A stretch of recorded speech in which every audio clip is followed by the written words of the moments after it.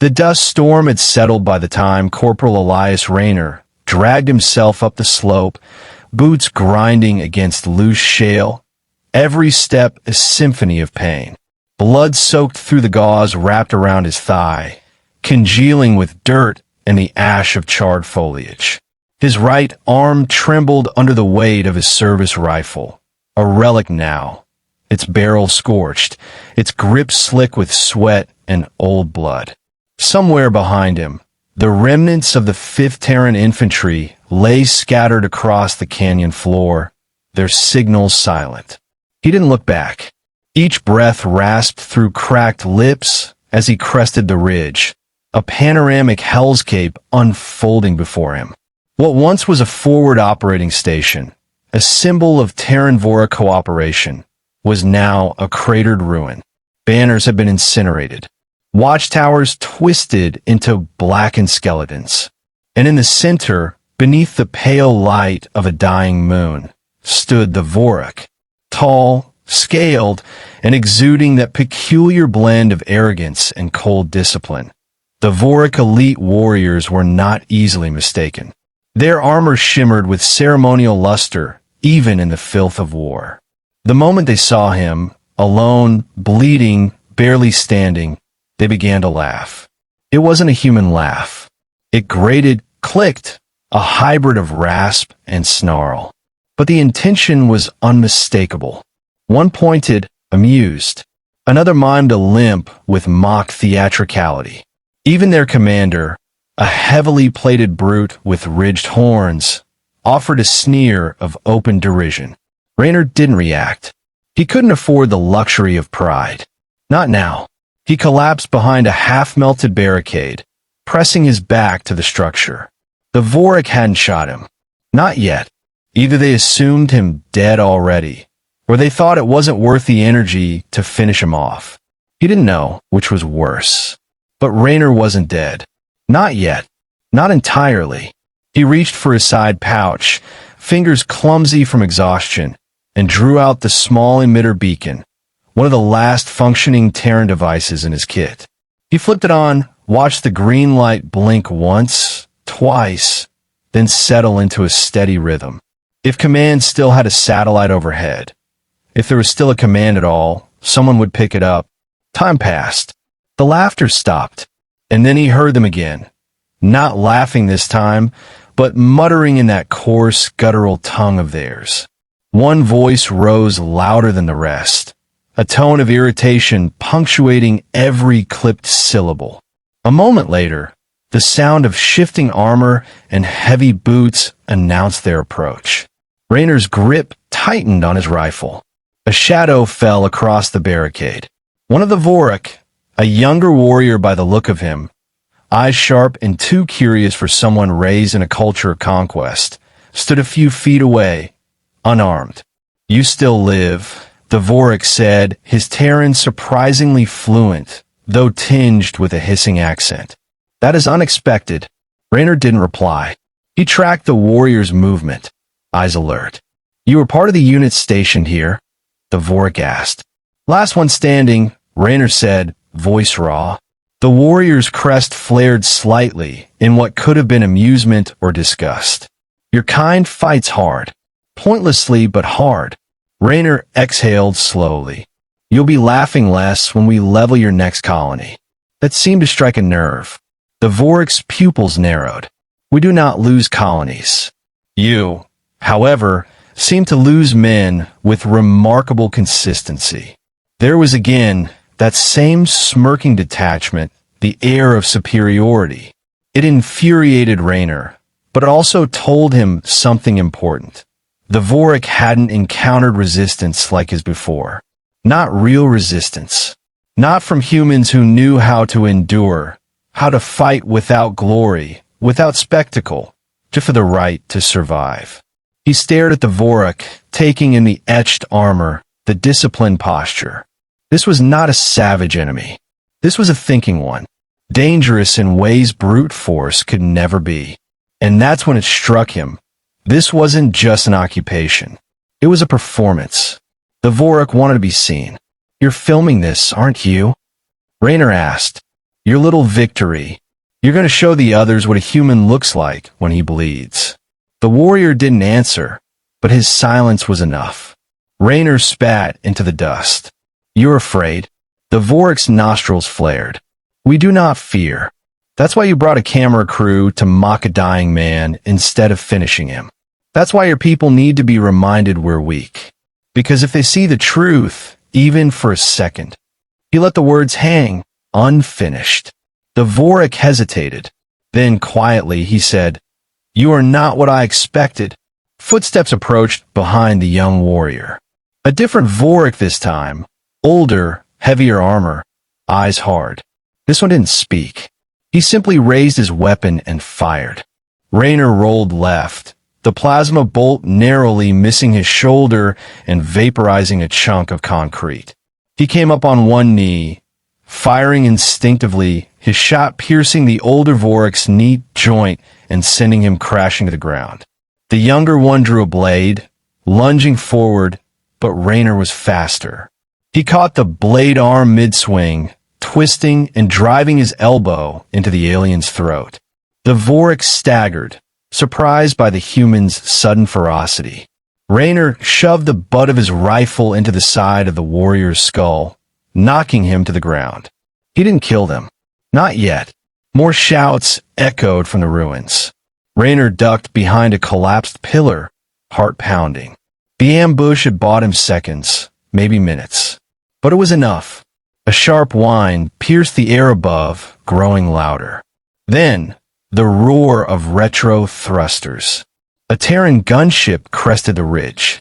A flash of recognition lit in Raynor's eyes as the dropship opened its side bay, rotary cannons already spinning up. The Vorik scattered, shouting, scrambling for cover. Raynor ran.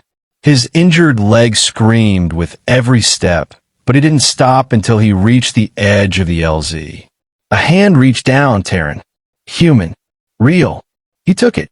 The bay door slammed shut, sealing him inside.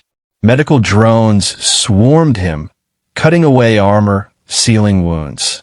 As he lay back on the stretcher, vision dimming, he saw the younger Vorik again, through the retreating blast doors, watching with something other than hatred in his eyes.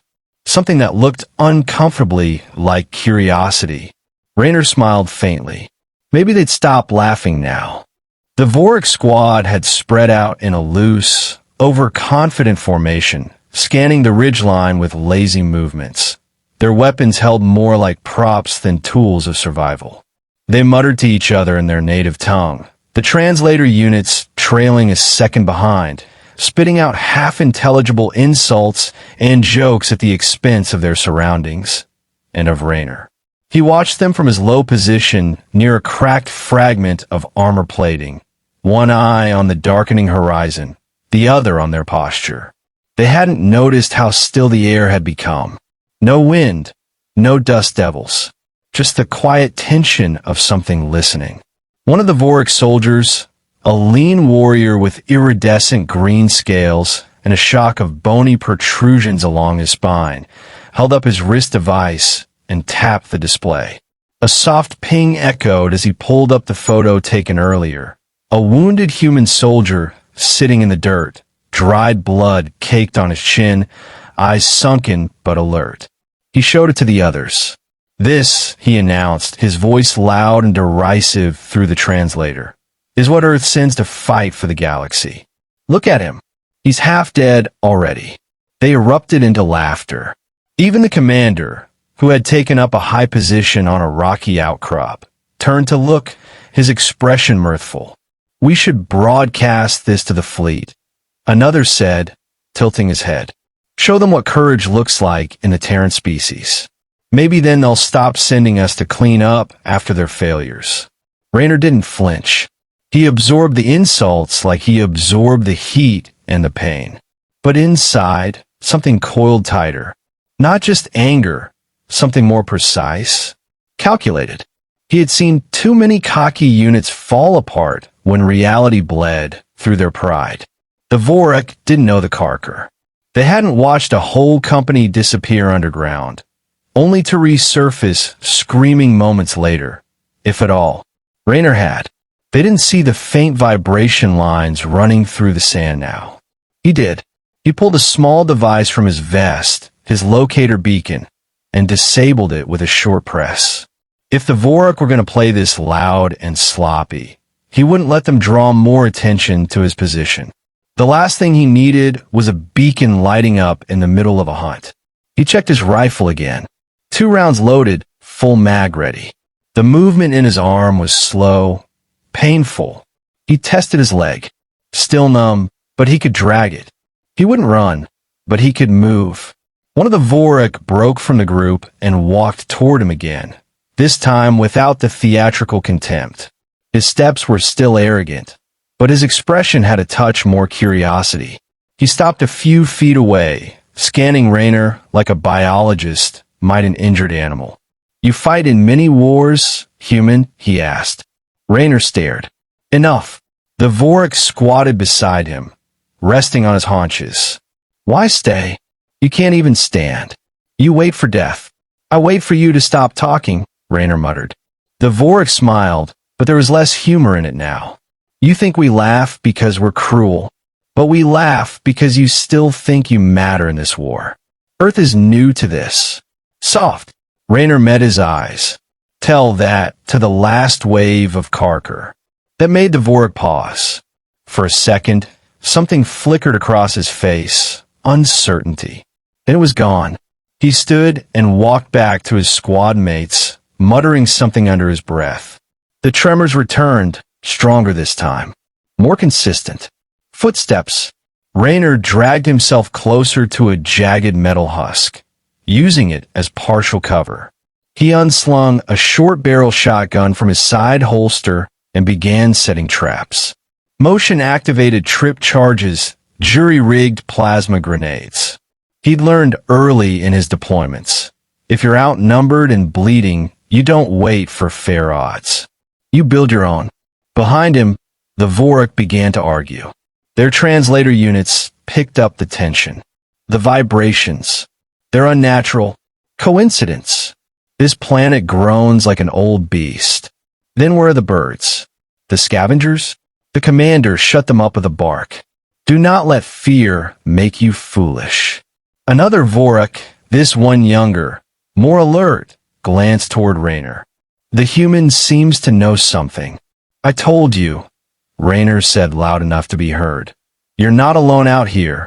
The commander hissed and marched toward him. His armor clanked with each step, and when he stood over Raynor, his shadow cut across the wounded soldier's face like a blade. "You presume too much, Earthborn. Your kind fights like cornered prey, snarling, bleeding, dying for scraps."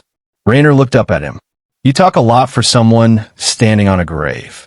The commander sneered and turned away, pacing back toward his troops. "Let the Karker come," he shouted. "We are Vorak. We hunt monsters." But even as he spoke, the horizon shifted. Not wind, not dust, movement. The Vorak turned, weapons raised, and silence settled over the ridge like a closing fist. Shapes appeared, first one, then another. Hulking, insectoid titans with armored plating that shimmered dark purple and black beneath the setting sun. The Karker stood nearly twice the height of a Vorak, and they moved like liquid metal, flowing over stone and sand with a silent, predatory grace. One of the Vorak opened fire. Plasma shots hissed across the distance, striking the nearest creature's shoulder. The Karker didn't slow. It didn't even react. Another Vorak tried to flank left. Too late. The creature blurred forward, lashing out with a forelimb longer than a man's body, catching the soldier mid-leap. His scream was brief. His body hit the ground in 3 pieces. Then the rest came. Dozens of them. The Vora formation collapsed instantly. Pride vanished, replaced by panic. They fired wildly. Uncoordinated, shouts overlapping as the translator units struggled to keep up with the chaos. The commander tried to issue orders, but he was too late. The beasts were already among them. Raynor activated his first trap. A bright flash. Screams. One Karker flailed backward, legs blown off. Two Vorik were caught in the blast and thrown like dolls into the air. He pulled himself farther back, dragging his body behind the next cover point.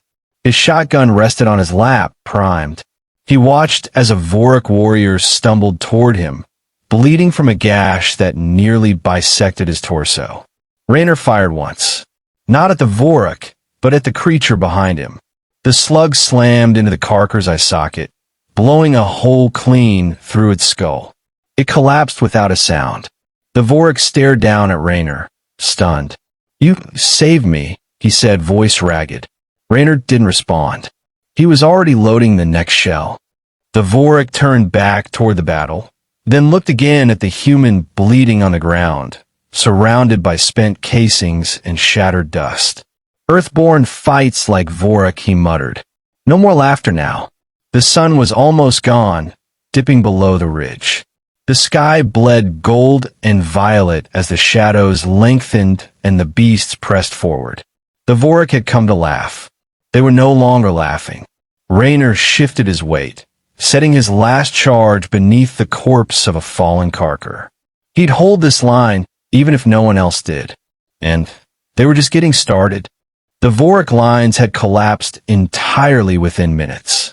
Where once the alien warriors had strutted with arrogant ease, now they fought with a frantic desperation that dulled the precision of their movements. Fire was everywhere, plasma bolts ricocheting off chitinous hides, sonic bursts shaking the loose stones of the ridge, smoke rising in thick coils that twisted in the dry air. Screams rang out in a half-dozen languages. The Karker did not scream. They tore, slashed, advanced. Always forward. Raynor gritted his teeth as he shifted his weight again. The last charge he'd rigged detonated near the center of the battlefield, shredding a cluster of the creatures and blowing one Vorik sideways into the rocks. The kinetic shockwave cracked his own ribs further, the pain sharp enough to make his vision flash white. He forced it down. No time. Pain was just another enemy. It would have to wait its turn. He crawled to a dead Vorik soldier, grimacing as his bad leg dragged limply behind him. The Vorik's weapon, an arc blade rifle with a half-full power cell, was still hot. Raynor pried it from a body and checked its charge. Enough for another 5 minutes of heavy fire. That would have to do. Human. The voice came from the edge of the wreckage zone, rough and desperate. Raynor turned and saw the young Vorik from earlier, the one who had spoken to him with something that resembled curiosity. He was crouched behind a half-toppled boulder, scales scorched and one arm dangling uselessly at his side. "You fight with no orders," the Vorik rasped. "Are you mad?" Raynor staggered to one knee, raising the alien rifle. "I fight because stopping means dying." The Vorik grimaced, fangs bared, but he didn't argue. He pointed toward the high ground behind them. "They're flanking. For more. Big ones." Raynor glanced at the ridge. Shadows flickered there, too smooth to be natural, too fast to be Vorik. "You able to move?" The Vorik glanced at his wounded arm. "Barely. Then shoot straight."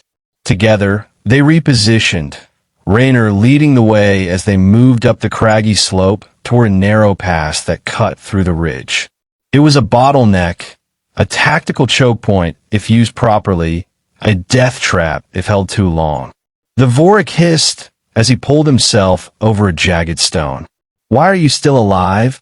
"Human." "Stubbornness," Raynor muttered. "And the fact that your people are worse at retreating than they are at listening." He took position at the top of the pass, eyes locked on the path ahead. Dust shifted. Chitin clicked. The creatures were coming again. This time, Raynor aimed carefully. The Vorik beside him didn't fire. Not immediately. He watched instead, his slitted pupils following Raynor's measured movements, the way he timed his shots with precision. One round to the eye cluster, another to the joint in a creature's forward limb. Efficient. Economical. Nothing wasted. Your kind fights like this always? No, Raynor said. Most are better, but they're all dead. The words hung heavy, sharp with bitterness. He hadn't spoken of his squad since the ambush. He hadn't let himself think about their last moments. Diaz calling for flanking cover, Lee shouting about heat signatures underground, Sergeant Makoa's voice cutting off mid-sentence. And then silence. He hadn't even had time to grieve. The Vorik opened fire, finally. His one good arm braced the weapon against his shoulder as he let loose with a burst that caught two Karker in the throat. They staggered. Fell. The creatures paused after that. Not long. Just a second. A hiccup in their rhythm. It was enough. They're adapting, Raynor said. They learn from failed charges. Then we make the charges succeed, the Vorik said grimly. They didn't introduce themselves. There was no need. In that moment, they were simply soldiers in the last firebreak between total slaughter and maybe, just maybe, survival. An hour passed. Or maybe only 20 minutes.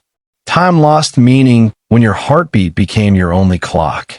They ran out of ammunition twice, scavenging from the dead. Raynor switched back to his rifle when the Vorik weapon overheated, then to his sidearm when the rifle jammed. His hands were blistered. His helmet HUD flickered erratically. And then the shadows grew thin. Not because the sun had risen, but because the Karker stopped coming. Silence fell again. It wasn't peace. It was the stunned breath between storms. The young Vorik collapsed beside him, blood crusting the side of his jaw. Why do they retreat? They don't retreat, Raynor said, breathing hard. They reposition. He looked toward the far end of the battlefield. The dead littered the sand, human, Vorik, and alien alike. Shattered weapons, smoking craters, severed limbs. The air smelled of burnt ozone and something metallic. His comm crackled to life. Delta 4, this is Medevac 9. We have visual. Preparing to land. Are there survivors? Raynor blinked, stunned. He raised the comm to his mouth. One Terran. One Vorik. Both alive. A pause.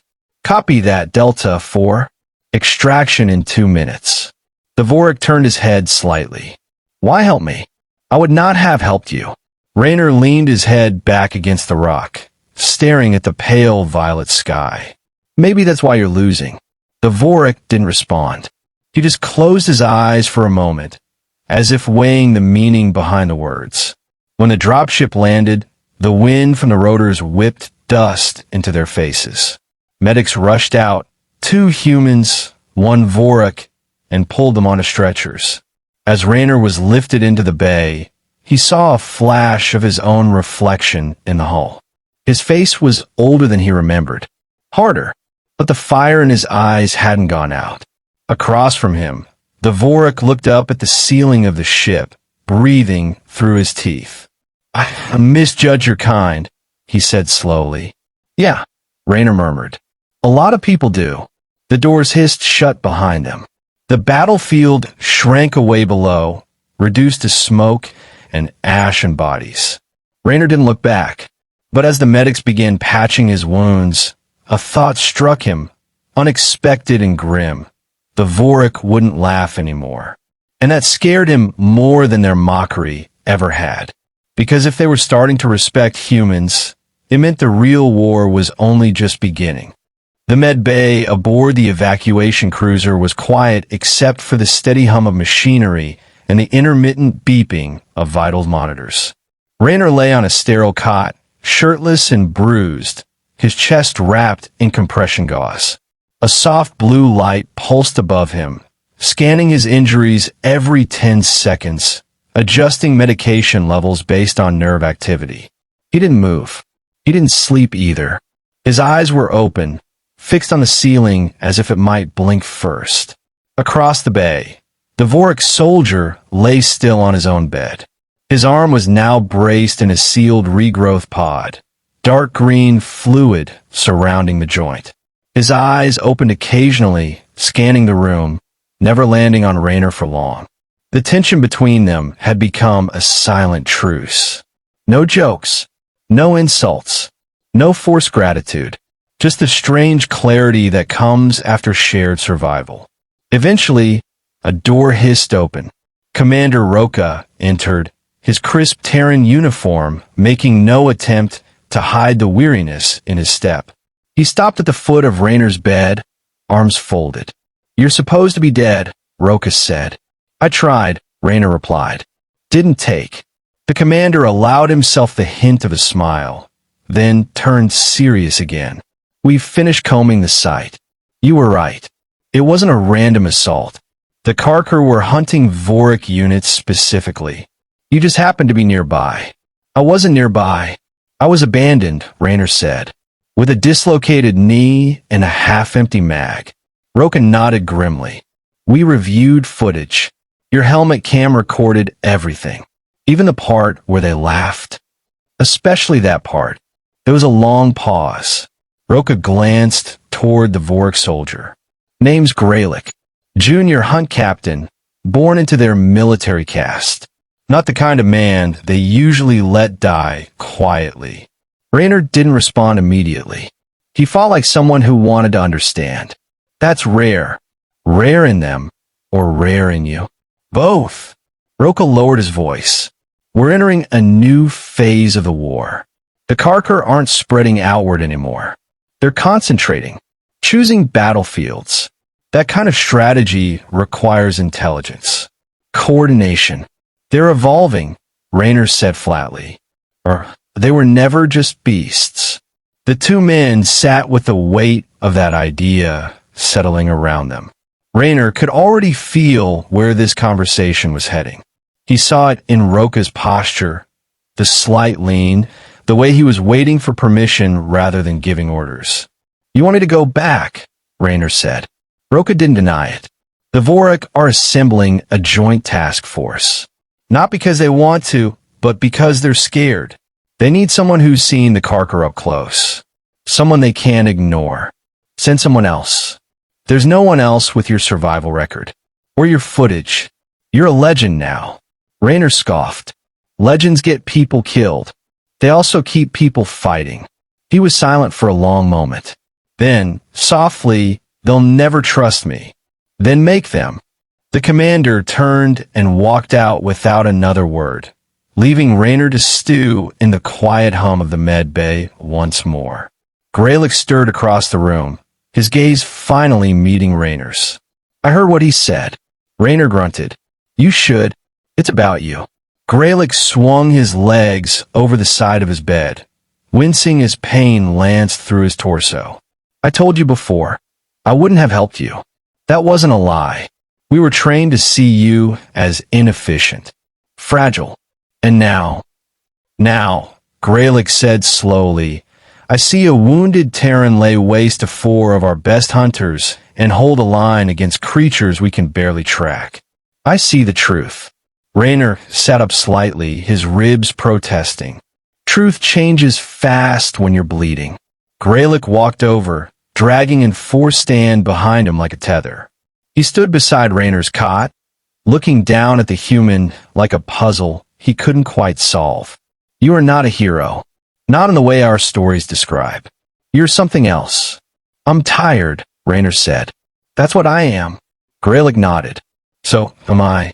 They stood there for a moment, silent, wounded, 2 men who should have been enemies but now shared a battlefield stitched into their memories. Then Graylick asked, "Will you return to fight beside us?" Raynor didn't answer immediately. He looked past the Vorik, through the thin viewport at the end of the med bay, where the stars were beginning to shift as the ship made its slow arc through the black. Out there in the cold void, entire worlds were burning. And somewhere deeper still, the Karkar were moving again. "If I say yes," Raynor said, "you better keep up." Graylick gave a quiet laugh. It wasn't mocking this time. It was tired. Real. "I will try." Weeks passed. The Joint Task Force base was carved into a moon orbiting a red dwarf star, surrounded by artificial gravity nets and shield emitters. Inside, Terran, and Vorik engineers worked side by side. Tension ran high. Suspicion was thick. But so was necessity. In the central training hall, Rayner stood before a crowd of mixed soldiers. Behind him, a holomap displayed the last battle, projected with painful accuracy. He pointed to a section where the Vorik had charged blindly into an ambush. Pride killed half your squad before the Karker touched you, Rayner said. Your strength means nothing if you're not watching your flanks. A murmur of displeasure swept the Vorik ranks. One stood up bearing his fangs. We do not take lessons from prey. Rayner stepped down from the platform, limping but steady, and stood face to face with the soldier. I wasn't prey the last time you saw me. Graylick emerged from the crowd, placing a firm hand on the younger soldier's shoulder. Listen to him. He fought beside me. I watched him kill a Karker with a broken leg and half a gun. He has earned the right to speak. That silenced the room. Later that night, Rayner sat alone in the observation deck, a mug of synth coffee in his hands.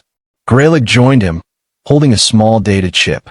They gave me your footage, he said. I watched it again. The part where I laughed. I looked so certain, so foolish. We were all certain of something once, Rayner replied. That's how people die. Graylick nodded. Not anymore. They sat in silence for a while, watching the stars. Finally, Rayner spoke. You know what the worst part is? What? There's no end to this. We win one ridge, they move to the next. We kill 10, they hatch 100. It never stops. Graylick was quiet. Then, slowly, perhaps. But perhaps this is how it starts. You and I, this conversation, this alliance, maybe this is the first thing that does not end in fire. Rayner looked at him, really looked, and for the first time saw not an enemy, not a fool, not a joke, but a soldier. Like him, a long way from the photo they'd laughed at. Maybe not so far from something better.